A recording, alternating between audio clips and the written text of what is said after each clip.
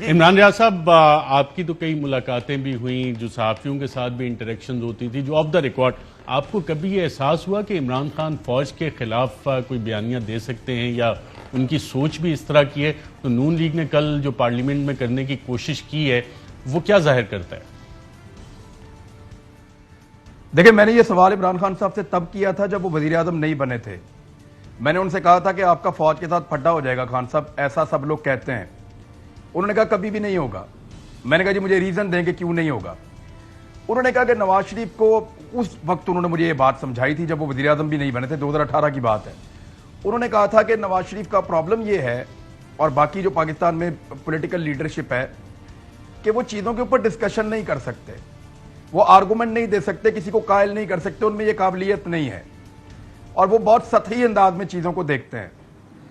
ہماری فوج کا اداروں کا نظام بڑا تگڑا ہوتا ہے اور وہ بڑی اچھی بریفنگز تیار کرتے ہیں، وہ چیزوں کے اوپر تیاری کر کے آتے ہیں، لہٰذا یہ ہر میٹنگ کے اندر ان کی بات تسلیم کر لیتے ہیں اور بعد میں جا کے اپنی مرضی کر لیتے ہیں، اور یہاں سے خرابی پیدا ہوتی ہے۔ عمران خان صاحب نے کہا کہ میں میٹنگز کروں گا اس وقت جو انہوں نے مجھے بتایا، اور بات چیت میں یقین رکھتا ہوں، میں یا تو بات پہ قائل ہو جاؤں گا یا بات پہ قائل کر لوں گا، لیکن جو چیز ہماری آپس میں طے ہوتی ہے اسی کے مطابق چلنا چاہیے۔ یہ ان کا ایک فارمولا تھا، اور اسی لیے آپ نے دیکھا کہ عمران خان صاحب کا سب سے اچھا فوج کے ساتھ جو ہے وہ ایک پیج کے اوپر ان کی حکومت چلی ہے۔ یہ تو آخر میں جا کے معاملات اس طرح کے ہو گئے جب باہر سے اتنی بڑی بڑی طاقتیں عمران خان کے خلاف ہو گئی ہیں اور ایک رجیم چینج آپریشن شروع ہو گیا، پھر اس کے اندر سب کا اپنا اپنا رول ہے، کسی کا کم ہے، کسی کا زیادہ ہے، کسی نے کچھ کیا، کسی نے کچھ نہیں کیا، کسی نے کچھ کرنے سے انکار کر دیا، کسی نے کہا کہ میں اس سے اپنے آپ کو باہر رکھتا ہوں، کوئی پوری طرح سے اندر آ گیا، کسی نے بتایا کچھ اور کیا کچھ، تو سب کا کہیں نہ کہیں تھوڑا بہت رول تھا۔ تو میں بلکہ آج یہ ون لائنر تو اس کا یہ ہے کہ کسی کو ہرانے میں اور مل کر کسی ایک کو گرانے میں یہ بہت فرق ہوتا ہے۔ تو یہاں سب نے مل کر عمران خان کو گرایا۔ ایکچولی یہ جو شہباز شریف صاحب بیانیاں گھڑ رہے ہیں نا، یہ بات کہنی چاہیے جماعت اسلامی کے جو سربراہ ہیں سراج الحق صاحب ان کو، کہ عمران خان صاحب کے بیانیے کی وجہ سے فوج کو نقصان پہنچ رہا ہے، یا عمران خان صاحب کے جو فالوورز ہیں وہ فوج سے ایسے شکوے کر رہے ہیں جن کی وجہ سے فوج کو نقصان پہنچ رہا ہے۔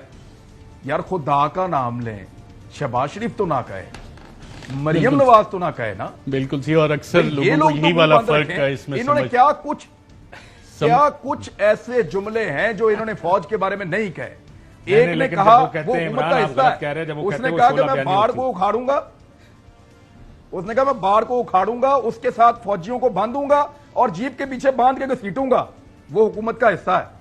خواجہ آصف نے کہا کہ 48 میں ہار گئے، 65 میں ہار گئے، پھر کاشف بھائی آپ ہی کو غالباً کہہ رہے تھے وہ، اور انہوں نے 4-5 جنگیں گنوا دی، انہوں نے ساری جنگیں ہار گئے۔ کسی نے جواب ان سے لینا ہے؟ نواز شریف نے نام لے لے کے جرنیلوں کو کیا کچھ کہا۔ مریم نواز نے یہ جو دہشت گردی ہے اس کے پیچھے وردی ہے، یہ نعرے سر عام لاہور میں لگوا دیے۔ یہ کوئی افغانستان تھوڑی تھا، یہ پاکستان ہے، لاہور ہے، پاکستان کا دل ہے۔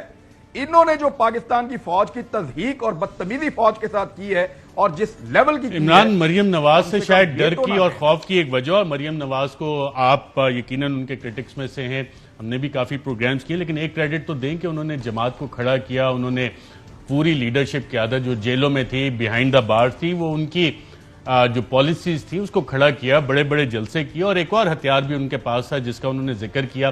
وہ کیا تھا ناظرین آپ کو بتاتے ہیں کہ کیا کہتی تھی مریم نواز۔ کچھ اور ریکارڈنگز بھی ہیں آپ کے پاس، کون سے لوگ ہو سکتے ہیں؟